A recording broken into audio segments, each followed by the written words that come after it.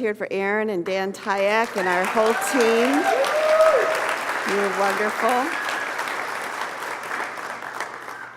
So we're going to be celebrating Thanksgiving in a couple of weeks, and so I thought our thoughts naturally turn to praise, blessings, and gratitude. And we've also said that it's also Veterans Day today, and so we also honor those who have served and sacrificed their lives.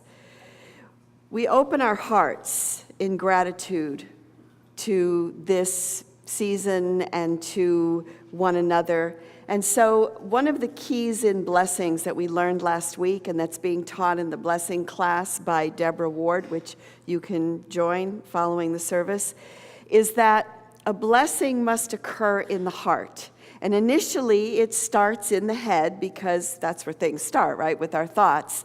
But a true blessing then is an automatic experience of the heart. So before we begin, I'd like us to just stop for a moment and just hold your heart. And what is one thing that you are grateful for right now in your life? And I invite you just to hold that.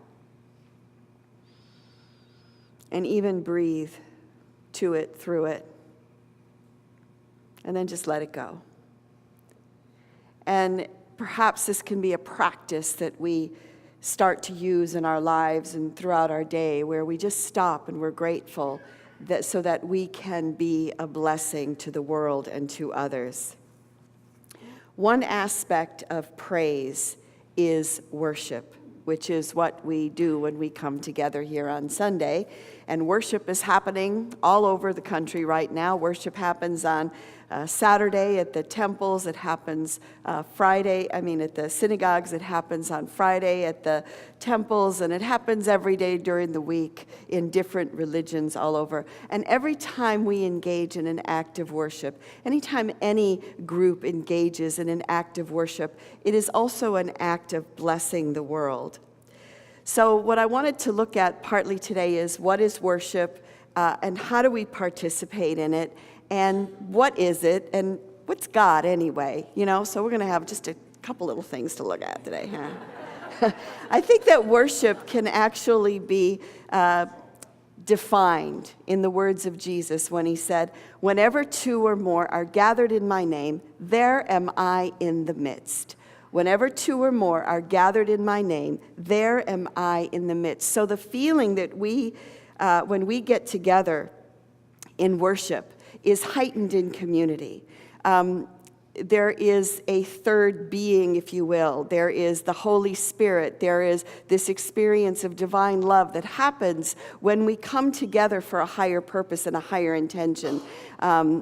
There is a spirit and an energy that exists that doesn't necessarily exist when we're alone, although it can, right? So you feel that. Sometimes people tell me when they come here and they sit down, they just start crying and they don't know why. Why? Because there's that energy that we carry when we are lifted up, when we lift ourselves up and we are lifted up by each other. And the feeling of being uplifted is more easily generated when we come together, right? So that's why we come together in worship. How many times have you found it easier to meditate when you're with other people? Have you not found that many times you can go to a really deep place that may be difficult for you to get there by yourself? Now, sometimes it's not so easy to meditate when you're with other people if there's lots of sounds that are distracting. But overall, when we come together, when two or more are gathered in my name, in other words, and in that Christ presence and that Christ spirit, in that God presence and the goddess presence, we go deeper. So I'd like to look at some of the roots of worship. So in ancient times, the goddess was worshipped for a number of years. And Caroline Myss said it this way: some 20,000 years ago, the image of a goddess appeared across a vast expanse of land, stretching from the Pyrenees to Siberia. Statues in stone, bone, ivory, tiny figures with long bodies and flowing breasts, rounded motherly figures pregnant with birth, graceful figures rising out of rock and painted with red ochre. All these have survived through the unrecorded generations of human beings who compose the history of the race. So what she also said is there's not a lot written necessarily, because it was before writing appeared, was the worship of the goddess. And Diane Wolkston has brought a prayer, a goddess prayer, and I know that Abby read one earlier, but I want to read that as well. Mighty, majestic, and radiant, you shine brilliantly in the evening. You brighten the day at dawn. You stand in the heavens like the sun and the moon. Your wonders are known both above and below. To the greatness of the holy priestess to heaven, to you, Inanna, I sing. And basically, this is a prayer to the planet Venus, right? She rises, she sets, she's like the sun and the moon. And so we see this feeling and this movement of the goddess. And we see evidence of the goddess in other religions as well. We see it in Hinduism, in the worship of Lakshmi and Shakti and Durga and many more. We see it in other cultures, as in Kuan Yin or Tara in African religions, So we see it, we see it throughout the world. And then the worship of the goddess shifted with the advent of the Hebrew people, right? And most familiarly with the 10 Commandments, when Moses came down from the mountain and he had those commandments. And what was one of them? You shall have no other gods before me. That was one of the commandments. And it makes sense. You shall have no other gods before me. We shouldn't put money before God. We shouldn't put our possessions before God, or a job before God. And even people, if we end up listening to someone else more than we're listening to our own inner guidance, that's putting another God before God. So that one makes sense. One of the commandments is also, you shall not worship graven images. And this is the commandment, I think, that sort of systematically wiped out the goddess, or the goddess worship. Because the women, the Hebrew women, were holding on to their household gods. They were holding on to these graven images. They were hiding them, but continued to worship them. And so we see a progression here, because what Moses is saying is that God is more than the graven image. God can't be contained in this figure. And is that how they saw it or not? I don't know. But God is omnipresent, omnipotent, and omniscient. God is more than this. God is everywhere present. So there's a shift that starts to take place from being in an image to being up in the sky almost, right? And when you read the Psalms written by David, mostly they are hymns and they are praises to God. And again, we have heard one, but I want to share another one because we hear the difference in the languaging, right? We heard the prayer to Inanna. We've heard that prayer of the beauty and the goddess. And now we hear the more patriarchal God stepping in. Psalm 145. I will exalt you, my God, the King. I will praise your name forever and ever. Every day I will praise you and extol your name forever and ever. Great is the Lord, and most worthy of praise. His greatness no one can fathom. One generation commends your works to another. They tell of your mighty acts.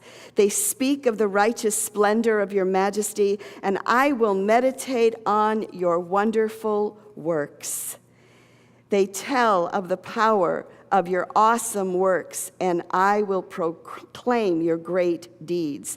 They celebrate your abundant goodness and joyfully sing of your righteousness. So you really hear the patriarchal language in that, don't you? He's a king, and he's mighty, and he's strong, and he's, and so we see this other God that starts to appear, this Jehovah God, this Eloheinu, and he's responsible for all the good and the bad things that happen to us in life. And then later, Satan will show up, and then all of a sudden he's responsible for the bad things, and God's only responsible for the good things. But that happens later in the Old Testament. So we recognize then that the patriarch starts to step in, and it has dominated our culture and our thinking really for about the last 4,000 years. 2,000 years ago, then Jesus brings his teachings, and his teachings are what? He shifts the experience of God. So now we've gone from the goddess worship and having images to, this great, mighty God who's, watching you, and he's a little bit like Zeus, because I think he might hit you with a lightning bolt if you're not paying attention or you're not being good. And now Jesus comes along, and he starts to call God Father, or Abba, Daddy. He's calling God Abba and Daddy, and it was blasphemous. It's like, how dare you call God Daddy? How dare you have a relationship with God in that way? And so he begins to shift our perception of what God is again, saying, have a personal relationship with Spirit, have a personal relationship with God. Call upon that presence. And he says, I didn't come to break the law, but I came to fulfill the law. And so what was his message over and over again? It was about love, right? Love your neighbor as yourself. Love the Lord your God with all your heart, with all your strength, with all your mind. And it was also about the expansion of the kingdom of heaven, or the expansion of our consciousness. And so we see when we look back at this that there's a progression of an awakening of spirituality throughout the ages. So again, was the goddess everywhere present, or was she contained in the statues? When I go and have been to Hindu pujas, there is the experience of having all the graven images, or quite a number of them. There's Krishna, and there's, the teachers, and they're putting flowers on them and honey. And the first time I attended one, I was like, what are they doing? This is not right. What are they doing? Are they worshiping these images? And what I learned was their definition of God is that God is so vast that it can't be defined, but it takes on all these different forms. And that's why there's so many gods and goddesses in Hinduism, because God is so multifaceted that you can't say that God is one thing. God is all these different aspects. And so in the blessing of the puja, it's not about one being contained, but rather just an example of that, right? Just as we would have a picture of Jesus or Buddha around, it's not worshiping that, it's connecting to that energy. So we see this progression of awakening of spirituality throughout the ages. We see from the graven image to a progression of a monotheistic God, again, who is omnipresent, omnipotent, and omniscient. Then we see God being shifted again to a God of love, to a God who cares about us, who's a God who is about the expansion of consciousness. And we can hear in many ways that God is out there, right? God is out there. And when we worship, in some of the songs that we sing, God is out there, even though in unity we know that God is within and all around and outside as well. So I think with the advent of the New Thought movement, with the transcendentalists, and the inclusion of other religions, we have come to recognize that, yes, God is omnipresent, omnipotent, and omniscient, but God is also God. God is also goddess. God is also personal. God is also impersonal. God is all that you know, and God is all that you don't know. And we are awakening to these different aspects of God. So when I look at where we are and where we've been, it's like, okay, so where are we going? What is our next step? Teilhard de Chardin said that the fate of humanity, as well as of religion, depends upon the emergence of a new faith in the future. Armed with such faith, we might find it possible to re-sanctify the earth. So it feels like we're coming full circle. Perhaps it's time we see, too, an awakening of the divine feminine, right? We see an awakening of not necessarily the goddess again, but this divine feminine. I mean, we have just elected 100 women to Congress, and there's an awakening that's happening. And so, do we go back, shall we go back to finding the wisdom of earth religions, of Native American, of African religions, of asking what is it that they practice, what is it that they see, and look at earth-based religions. The experience of worship and praise can bring us together, and it opens us up to community and to divine love. It uplifts us, and it helps us to become a blessing.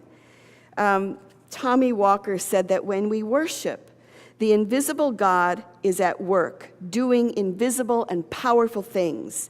We get realigned, refreshed, and refueled. That's why we come together in this way. That's why we come together on Sunday.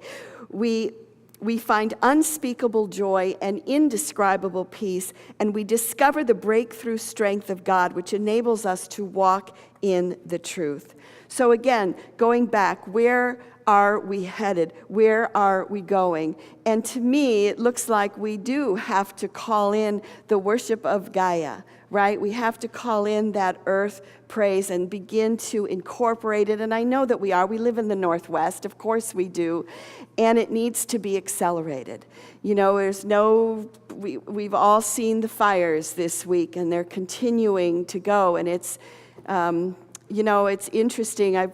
I don't know if you've watched any of the videos of the people driving through the fires, but a couple that I watched, one woman was praying the whole time, we are safe, we are going through this, and you can see this prayers just as the cars are moving through the fire. And another that I saw this morning, a couple was with their little girl, and she said, "Daddy, is the fire going to get us?" And he's like, "No, honey, it's not. We're going to get through it." And then he started to sing to her, "Everything's going to be all right." The Bob Marley song, I think it is, or "Everything's going to be all right," And it was so sweet, and they got through it, and he's like, "See, I told you we'd get through it. I told you we would." So all these things that we've been hearing about for years, we're living them now. We're starting to see, whether it's with the floods and the hurricanes and the fires, we're living in such difficult times, really. And so it's more important than ever that we come together and worship together, that we come together to be uplifted, that we come together in prayer, because each one of us has some role to play, and I don't know what that is, right? But each one of us has a role to play, and we can't do it by ourselves. Not only can we not do it just physically or materially, but spiritually and emotionally. We need that connection to our community and to our God or our goddess or whatever you want to call our spirit as we come together and create that third. For whenever two or more are gathered together, there am I in the midst. And that's what we are celebrating. That's what we're opening to. So I'd like for us to close with prayer to bless California and also just to be open. So remember that our blessing may start with the head, but it comes from the heart. So at the beginning, we focused on what we're grateful for. Let's go back to that place, especially if there's any stress from reflecting on the fires. For a moment, just stop and go, what are you grateful for right now in this moment? And breathe it. What brings you joy? What brings you peace? What brings you love?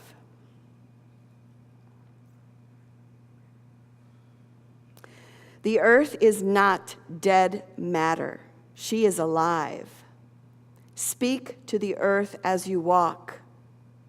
Send your love into her with your exaltation. So let's do that. From your heart, I invite you to take a deep breath and breathe love into the earth. You might even just send it down through your feet. Feel your heart touching upon the heart of the planet. Mother Earth, I bless you. Mother Earth, I love you.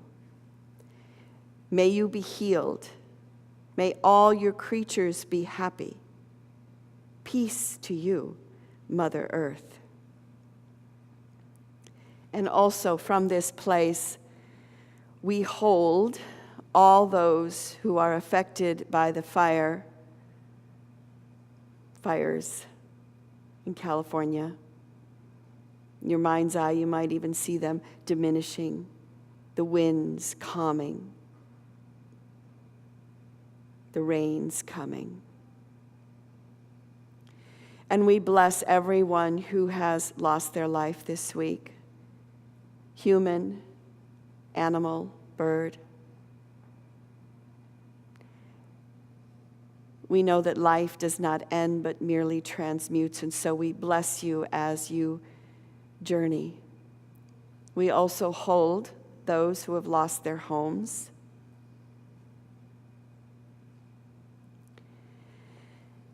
And again, the blessing comes from the heart, so you don't have to do it with your mind.